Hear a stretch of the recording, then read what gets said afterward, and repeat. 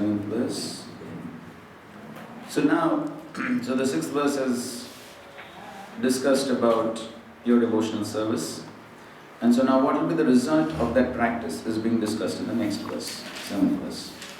Vasudeve Bhagavati Bhakti Yoga Prayojitaha Janyatya Shuvairagyam Jnanam Chayata Haitukam. By rendering devotional service under the personality of God Shri Krishna, one immediately acquires causeless knowledge and detachment from the worlds. So these are the two effects of the practice of devotional service.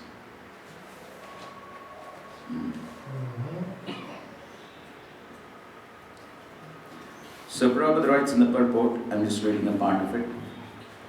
The bhakti cult is the topmost of all transcendental activities, and therefore it is simultaneously sublime and easy.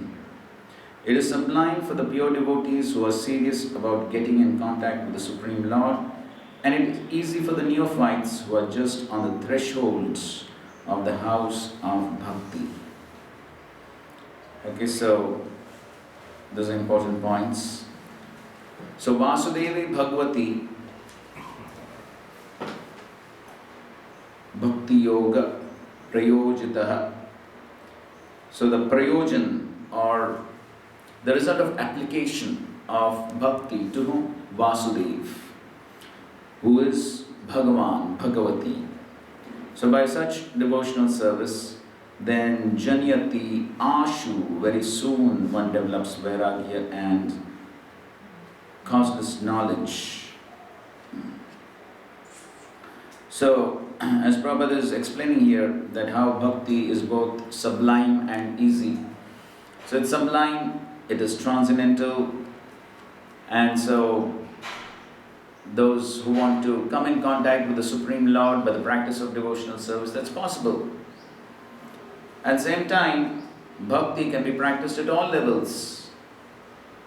Even when one is on the threshold of bhakti, means just beginning bhakti, then even for such a person, yes, bhakti is possible, it's easy. The process is not too difficult. It's possible for everyone, any walk of life. As we just said, at all places, at all times, it is possible to practice and progress. Therefore, it's easy. Okay, now somebody can read the next paragraph. Which is the principle of knowledge. Yes. The principle of knowledge and detachment are two important factors on the path of transcendental realization. The whole spiritual process leads to perfect knowledge of everything material and spiritual. And the results of such perfect knowledge are that one becomes detached from material affection and becomes attached to spiritual activity. Becoming detached from material things does not mean becoming inert altogether. As men with a poor fund of knowledge think, Nashkarmya means not undertaking activities that will produce good or bad effect. Negation does not mean negation of the positive. Negation of the non-essentials does not mean negation of the essentials. Similarly, detachment from material form does not mean nullifying the positive form. The bhakti cult is meant for realization of the positive form. When the positive form is realized, the negative forms are automatically eliminated. Therefore, with the development of the bhakti cult, with the application of positive service to the positive form, one naturally becomes detached from inferior things and he becomes attached to superior things. Similarly, the bhakti cult, being the supermost occupation of the living being, leads him out of material sense enjoyment. That is a sign of a pure devotee. He is not a fool, nor is he engaged in the inferior energy. Nor does he have material values. This is not possible by dry reasoning. It actually happens by the grace of the Almighty. In conclusion, one who is a pure devotee has all other good qualities, namely knowledge, detachment, etc. But one who has only knowledge or detachment is not necessarily well acquainted with the principle of the bhakti cult. Bhakti is the supermost occupation of the human being. So here Prabhupada is explaining about Jnana and Vairagya, which again has been covered in the Nectar of Devotion. Srila Prabhupada very often quoted from the Shrutis, Yasmin Vijnate Sarvam Etad Vijnatam Bhavati. One who knows Krishna knows everything. Yasmin Vijnate, one who knows Krishna, then everything else is known to him. Therefore, Srila Prabhupada says, the whole spiritual process leads to perfect knowledge of everything material and spiritual. So one gets all knowledge simply by the practice of devotional service. Which are the verses in the Bhagavad Gita? Where Krishna says, one gets knowledge by bhakti. Full verse. Tesham Satadiyuktanam, conditions applied. Right? Those conditions have to be applied. Tesham Satadiyuktanam Bhajatam Priti Purvakam. Then Dadami Buddhi Yogam Tam Yenama Upayanti Te. Next verse. Tesham. Yes. Tesham evanukampartam aham ajnanajam tamaha nashyami atmabhavasto jnana deepena bhasvata. So these two verses indicate how Krishna himself gives knowledge to those who are engaged in this pure devotional service with love. Priti Purvakam. That's an important root. So when one engages in that type of devotional service with love for the purpose of pleasing Krishna, then everything is revealed to such a devotee. Srila Prabhupada gives the example of Gaur Kishodas Babaji Maharaj, who was, from a material perspective, illiterate. He could not even sign. But Srila Prabhupada says when he spoke with all Vedic references. Strange, No, it's not strange. Because that's what Krishna says. Everything is revealed. It's miracles, extraordinary. Yes, of course, from a material perspective, it's strange, extraordinary. But understanding the spiritual perspective, that yes, Krishna reveals everything, then yes, everything is possible. And yes, so for a devotee, therefore material knowledge, spiritual knowledge, material needs, spiritual needs, everything can be fulfilled. We just read that beautiful statement, if you remember, in the last chapter. Prabhupada says, material well-being is followed by spiritual well-being is followed by material well-being. Yes, spiritual well-being is followed by material well-being. Yoga Kshema Vahamyanaham. So that takes place. So Krishna is ready to give everything, material, spiritual. And again we can see in the life of Srila Prabhupada, the Lord gave everything, material, spiritual, everything.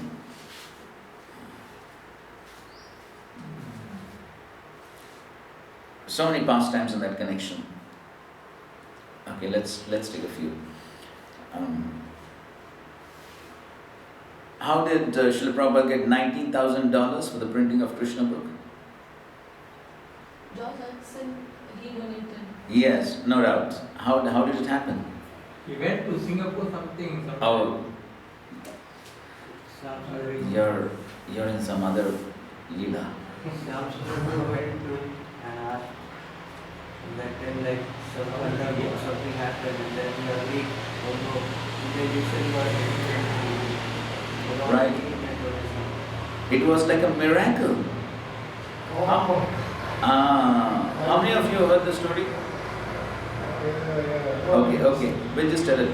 So, Srila Prabhupada told Shyamsundar Prabhu that we need $19,000 for the publishing of the Krishna book. Go and ask your friend George.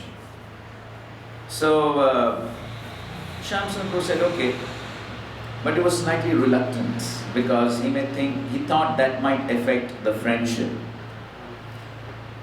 So in any case, so he had gone to London, and then one day George Harrison invited him for dinner, and so Shyamsundar Prabhu went for the dinner, And he was constantly thinking, should I ask? Should I not ask? Should I ask? Should I not ask? And the dinner has been served. He's still thinking. Dinner has been served, dinner finished, they took away the plates, everything done. Now it's time to leave. And he's still thinking, should I ask? Should I not ask? Should I ask? So finally he thought, no, Prabhupada's told me to ask, I will ask. So finally he told George Harrison, our spiritual master, Srila Prabhupada, he wants to print this Krishna book, the book describing the activities and pastimes of the Supreme Personality of Godhead. He requires $19,000. And as soon as George Harrison heard this, Shyam Sundar Prabhu saw that his facial expression changed and he didn't seem to be too happy. And Shyam Sundar Prabhu said, oh no, I just expected this. And just at that point, there was a thunder, there was a power cut, and it became pitch dark and absolutely silent. So silent that he says we could hear each other's breathing. And it lasted for a few seconds. And after a few seconds, the lights came on, and Shyam Sundar Prabhu looks at George Harrison and he has a beaming smile and he says, the $19,000 is yours. Now what happened within those few seconds, only Krishna knows. But when Krishna wants to give his pure devotee, what is not possible? And like that, there are so many stories. Okay, Prabhu is from London. I think so you must know how Radha Landaneshwar manifested. No, I don't actually. Really? So, actually they had already built the temple was ready. They had spread the word that there's going to be the DT installation on such and such a day. Everything was advertised, but the DTs were not there. And nobody knew where the DTs would come from. And then I think they able to see some people. Right, and then there was this Indian Hindu gentleman who invited Srila Prabhupada to say that, you know, we have these Radha Krishna deities, but some finger is broken. Can you come in and see and just give some advice what is to be done about it? And Srila Prabhupada said, okay, we'll come. And Srila Prabhupada went with Shyam Sundar Prabhu, Tamal Krishna Maharaj, and then, okay, you want us to see the deities? Fine. Okay, bring them. So, totally packed deities, packed in wooden cartons. So they got, I think first it was Radharani's deity. They got the deity totally packed, and Srila Prabhupada tells one of them, Tamal Krishna Maharaj, one of them, just see how heavy. Just see. And so Shyam Sundar Prabhu just picks up the box to see how heavy it is. So he picks it up, not so heavy. Okay, then carry it to the car. And similarly the next deity.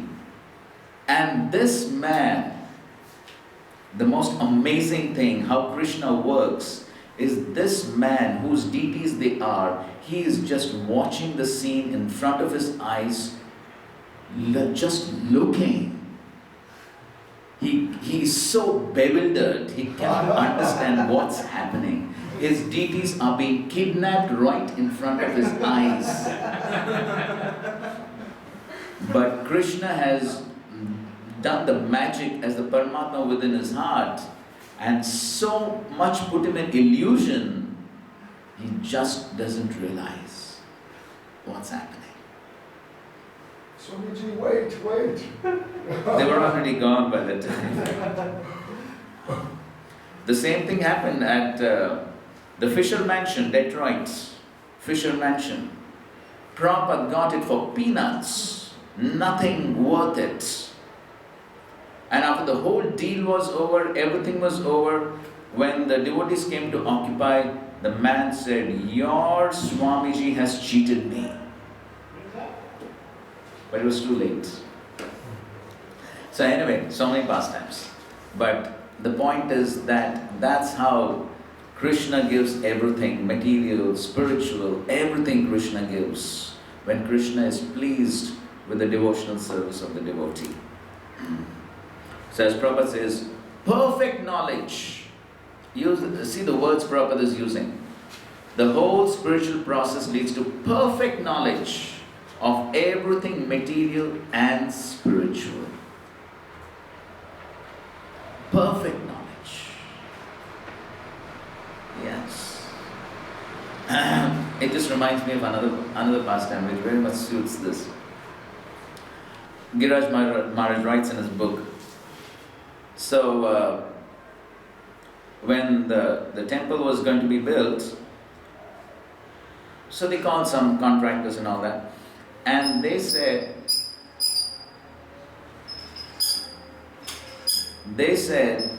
that there has to be, certain, I don't know, maybe some 20 feet or something, there has to be reinforcement below the earth. It has to be dug and there has to be, some reinforcement bars and all that done below the earth, because they said this land on the seashore is very unstable and so much is required. And which of course would be a lot of expenditure.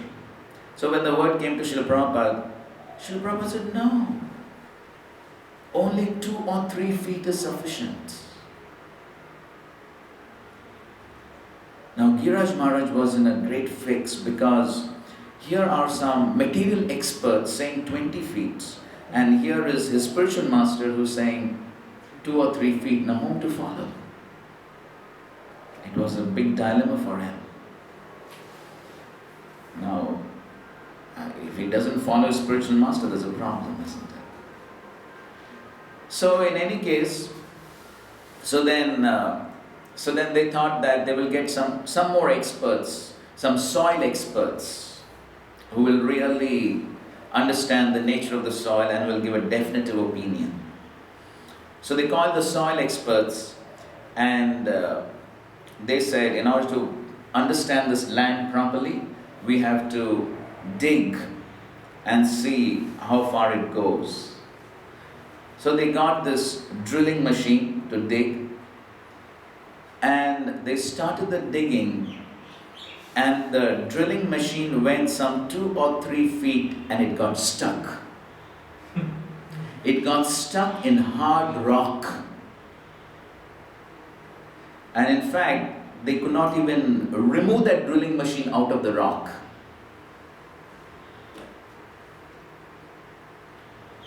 And Giriraj Maharaj was amazed. And they said, yes, 2 or 3 feet below the ground is sufficient. Below that there is hard rock. And Giriraj Maharaj was wondering, how did Srila Prabhupada know? Now this is totally material, isn't it? Apparently. It has nothing to do with spirituality. So later on when Srila Prabhupada, and of course Giriraj Maharaj was very happy, because now he could happily follow his spiritual master.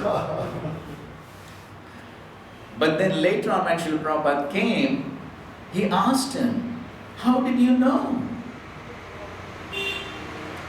And Srila Prabhupada said very casually, he said, well, that's easy.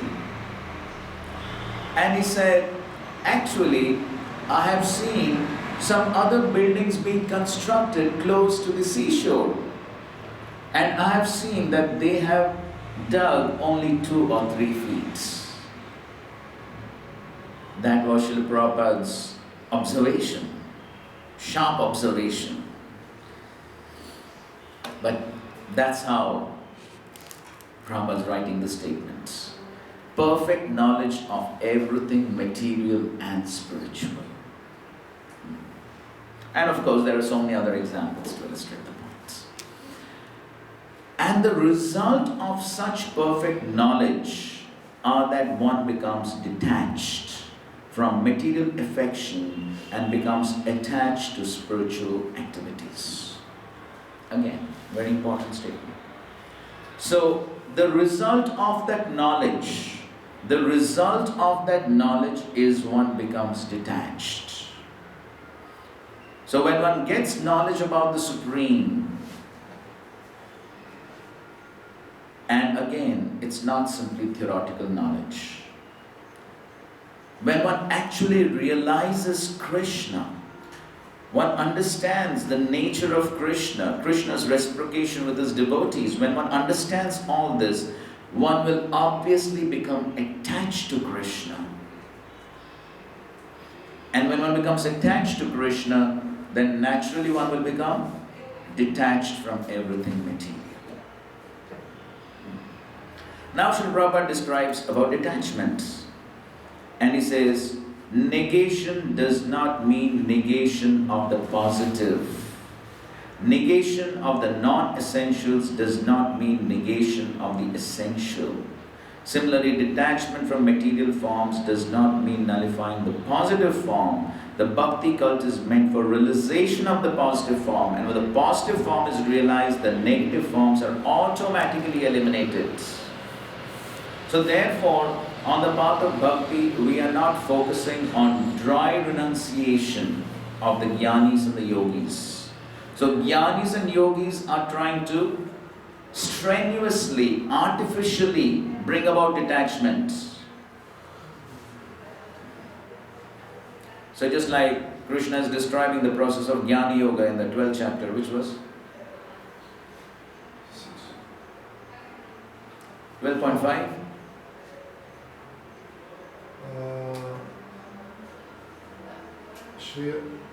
क्लेशो अधिकतरस्तेषाम् अव्यक्ता सत्तचेतसाम् अव्यक्ता हि गतिर् दुःखं देहभवद्भिरवाप्यते. So there is describing how the process of jnana is full of klesha and dukkha, full of so much difficulty. Many points, but then the jnanis undergo such severe austerities. As Srila Prabhupada also describes in his lectures. In winters, they submerge themselves in ice-cold water up to the neck. In summers, they surround themselves with 5 fires. 4 fires on the 4 sides and 1 on top. Severe austerities to become detached from the body, develop detachment. But yet, that detachment does not persist. Why? Why? Why the detachment is not steady? Because they don't have attachment to something positive. Therefore, that type of detachment cannot last. Therefore, we are not simply after such dry renunciation, detachment. We are after attachment towards the positive form.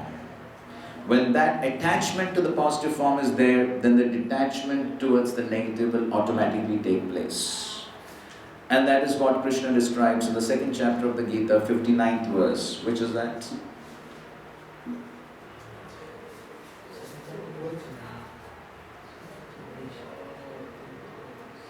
What was the question? 2nd chapter, 59th verse. Oh, Param Drishva. Yes, Param Drishtva Nivartate, the higher taste. Therefore, if one develops the higher taste, then the detachment from the negative things will automatically take place. Of course, Krishna says both are required. On one hand, one has to try to become detached from the sense objects. 2.61, Krishna is saying that Tani sarvani sanyamya yukta asita matpara vashehi yasyendriyani tasya prajna pratishtita. So both are there. On one hand, one restrains the senses. In the 58th verse, Krishna speaks about the example of, yes, the tortoise. So that we do practice detachment also, detachment from the sense objects. But at the same time, we engage the senses in Krishna's service and develop the higher taste. Param Drishtva. What is the meaning of the word Drishtva? To see. To see, that's correct, literally. But if you see the word-to-word meaning in Prabhupada's translation, you will see he translates Drishtva as an experience. It's an experience. One has to experience the higher taste. Spiritual life is about experiencing.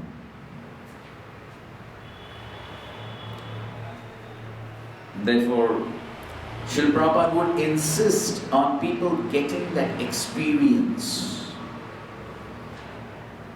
It reminds me of a past time when one a very scholarly gentleman, I don't remember exactly who, but some person from the outside world, came very nicely dressed, suit and coat and everything like that. And so he came to talk with Srila Prabhupada, and they had a nice conversation, and all that happened. And after that, therefore, after any such conversation, also Srila Prabhupada would insist, give prasadam, give prasadam. And the devotee, he got rasgulla, with all the juice and all that. And he didn't get any container or something, he just got rasgullas. And Prabhupada, give him. And the devotee, so he just gave the rasgulla in the hand, and there was all this liquid juice dripping out. And the man didn't know what to do. And Prabhupada saying, eat it. And the man was looking what to do. He has never eaten something like that. So he's wondering what to do. Prabhupada saying, eat it. So Prabhupada was very insistent to give the experience. And therefore Srila Prabhupada was actually very insistent on giving prasadam to the people. There are many pastimes on that. Prabhupada was very insistent. Why? Because the higher taste is an experience. One has to experience the higher taste. Taking the same example of the prasadam. As the English saying goes, the taste of the pudding is in the eating. So you can give a whole recipe about rasgulla, but how much will the person understand the taste of rasgulla? Unless he eats it.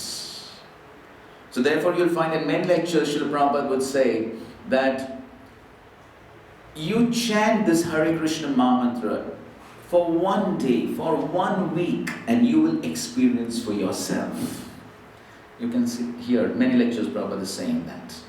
So it's a matter of experiencing. So the higher taste has to be experienced. And when that higher taste is experienced, then automatically one will give up the taste for material things. So in that same purport, 259, Srila Prabhupada says,